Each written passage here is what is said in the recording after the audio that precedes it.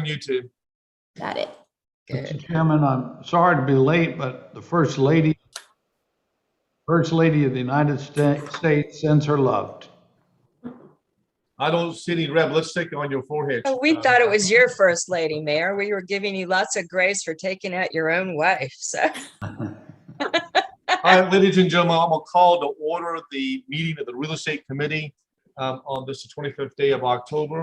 It's after 3 o'clock. Thank you, Mayor, for joining us. And I know you were on official city business representing us well, so thank you for your work and meeting with the First Lady. I know Councilmember Murray may join us a little bit later, but Councilmember Jackson, would you lead us in a moment of either? yes, silence or invocation? yes. Let's bow our heads for a moment of silence. Lift up those that you know are in distress and need comfort.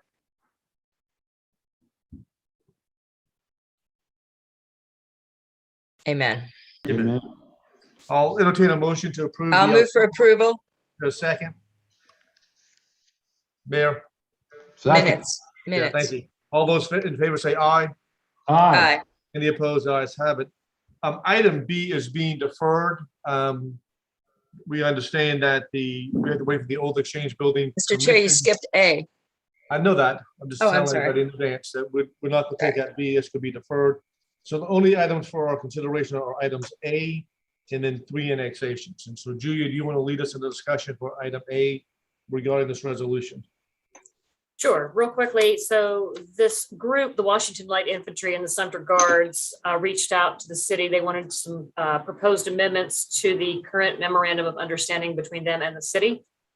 Specifically, they have formally changed their name and they wanted it noted in the MIU. They also proposed some other things which we have politely declined, which is including us in the indemnity and insurance requirements if the city is using the square, as well as providing some kind of reimbursement to the group for their premiums, for their insurance premiums. So those things were declined. But other than that, we just inserted things for clarification, like the insurance requirements for groups that are using the square.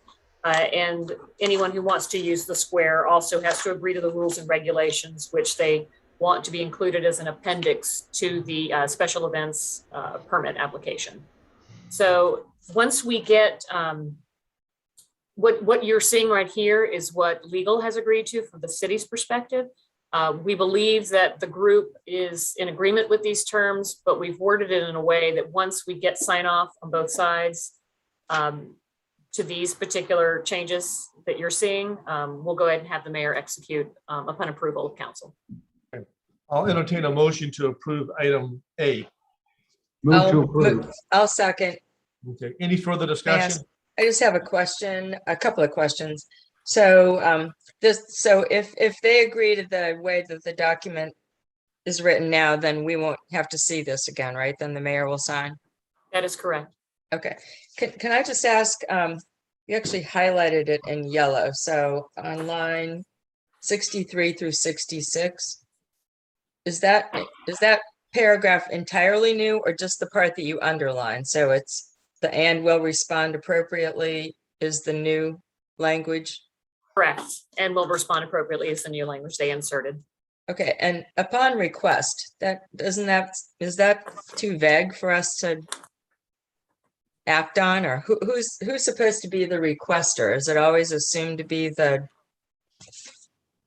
owner of the square? I think what was going on with that request is they've relayed to us a concern about the number of homeless people on the square and wanting to know what triggers the city or the police to come remove them, I believe. So that might be why that language was inserted there. Unless you're looking, I'm sorry, my copy doesn't have the line numbers, so that's where I'm. Oh, okay, so it's on the second. For the second page, Julia. Second page of the agreement toward the bottom. Mine is bolded, so it begins the city through its permitting process. It's bold. Okay. Right. To prevent or any unapproved or unauthorized event or activity on Marion Square. That one? Right. Upon request. I understand everything except I don't know why we should be leaving sort of an open-ended upon request. responsibility of us? Wouldn't we just act ourselves? Yeah, but they may want to bring it to our attention, Councilmember Jackson, which is fine. If they see something that we don't pick up on and they request that, I don't see that as being unusual. And it just says, and we'll respond appropriately. So we got a little bit of what does a respond appropriately mean? And I mean, that's gonna be within the police department's discretion of what to do. right, which I would like to take those two words out, and then it would be totally on the police department's discretion. If the way this language reads would be like, we have to respond every time we have a request, and maybe we won't feel like it's necessary at every request. They can still request, and we still have to respond. It's just a matter of semantics with that point. I suggest we'll just leave it the way it is. We don't need to make this any more complicated than the intent on that. All right, well, I don't like that, but Okay. It's just, I really think it's just, we don't need to get too far into the weeds with these kind of agreements. Our staff has worked on the wording of it and some negotiations, and we may get something back that they see differently. But as Julia said, if it comes back exactly as worded, this is fine. And if there's some other changes that they bring up and that we think we need to vote on, we'll come back to that as well. Okay.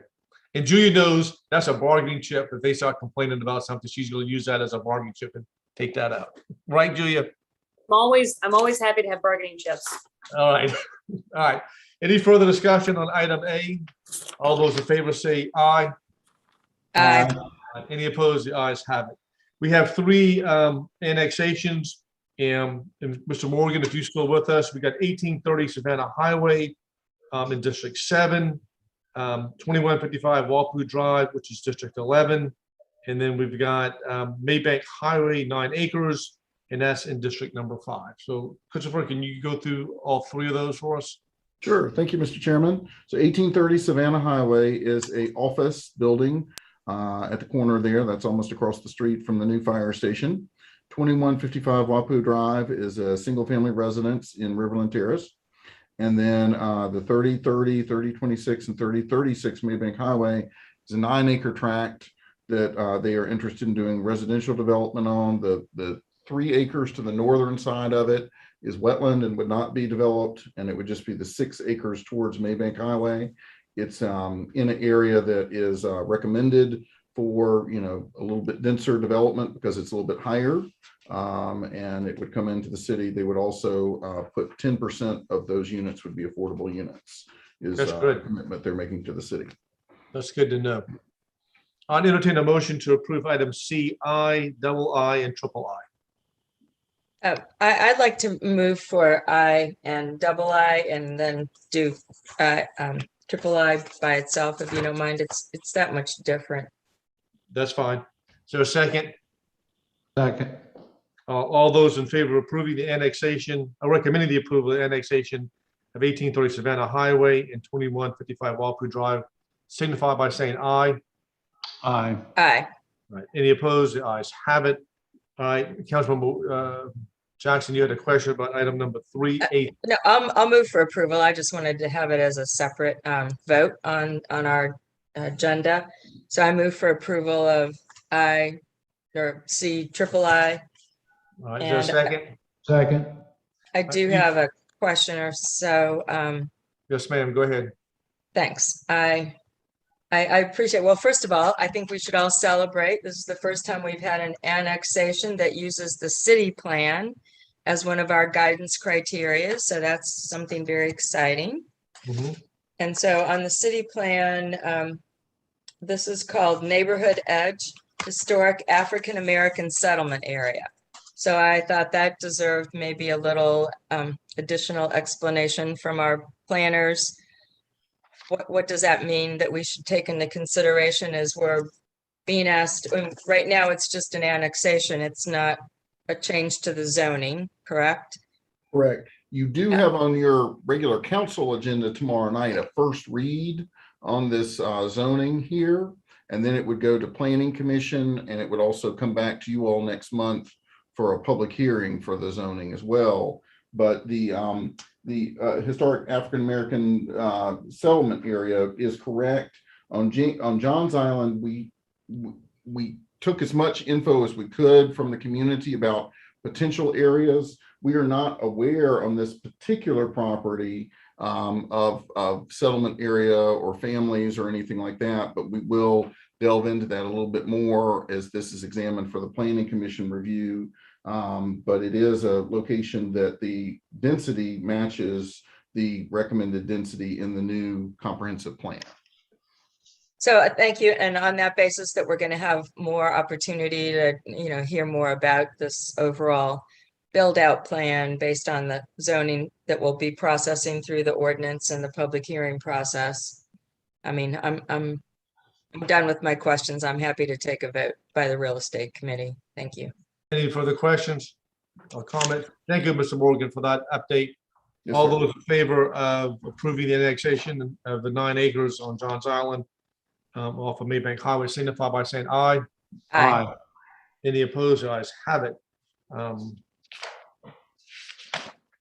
I think that's all the business we have for real estate. All right. Thank you all for joining in, and I'll see a good number of you guys in